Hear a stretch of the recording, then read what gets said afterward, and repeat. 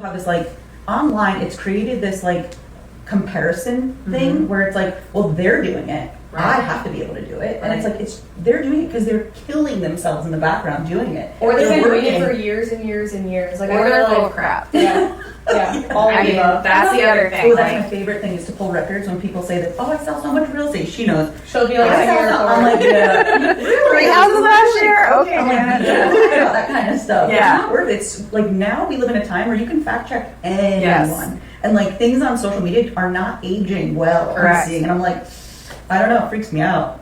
I think that's one of the things about like wanting to be like a transparent, authentic for the group, like non-mentors, right? Yeah.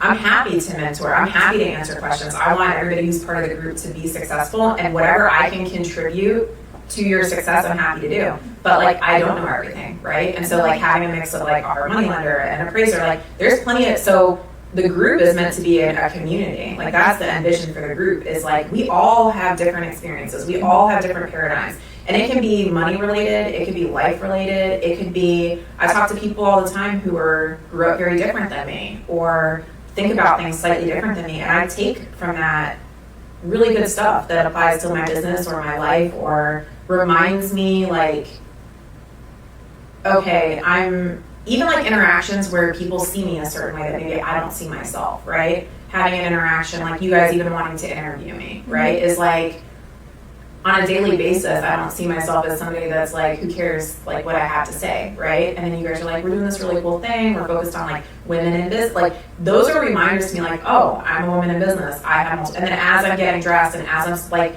looking at like what type of questions do I think they're going to ask me, and I'm thinking like, you know, I'm watching like you guys ask like somebody like, what is your why, right? And it's like these are things that you inherently know, but you don't necessarily always think about every day.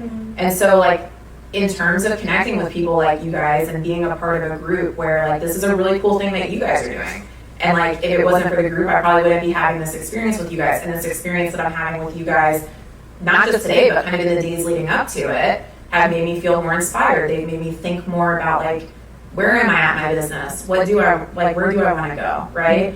I think that's like the cool thing about being part of those groups, and I think like we have a good solid core of people who are there to be authentic and be around other people that are authentic, because you don't always win in this space. I think a lot of people also struggle with like, I forget what it's called, imposter syndrome, right? Or comparison, because you see all this stuff on social media and it's very easy to feel like you're behind or you don't know a lot or you're not as successful.